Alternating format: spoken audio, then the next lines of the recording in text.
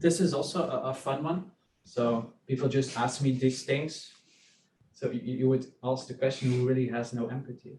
Who asks person a question like that? It's not a very nice question, obviously.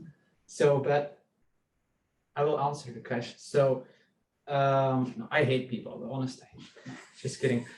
So some people can be annoying. But like people clicking their pen all the time, drives me crazy. But anyway, well, you have to bear in mind if a person with autism is quiet in a big group, doesn't mean he doesn't like it. The group, well, I think for instance, if I am in a big group, what am I doing?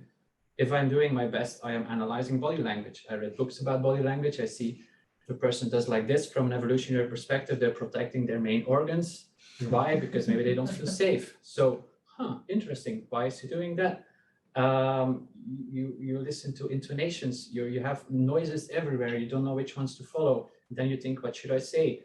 The first thing that comes to mind, wait, no, I cannot tell that person that his breath smells. That's not nice. So actually, you are doing a lot of effort to understand people, to give them a good feeling. So actually, I think it would be even more social than most people because you just put in more effort. So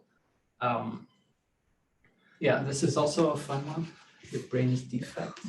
Well, I've had my brain scanned and it's not defect, so at least not to the doctor. So I'm very glad. So something, but you can look at your brain at multiple ways. So you have fMRIs. Do you know what fMRI is? It's basically a dynamic view of the brain. So an MRI normally is static, but an fMRI shows you like the different pathways through time your brain can take. And if you look at an fMRI from an autistic person, it's on the left, you see that like the big highways between the brain regions, sometimes, not for all autistic people, they're smaller.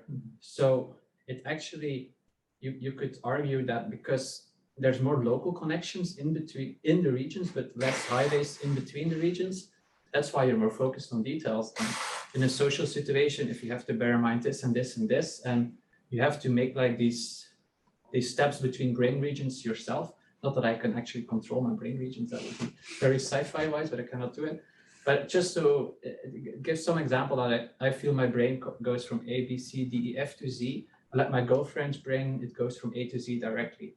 And I think it's just magical. It's like sometimes something pops up in her brain, so blah, blah, blah. So how do you know that? It's intuition. What is this sorcery? Like, I don't understand it.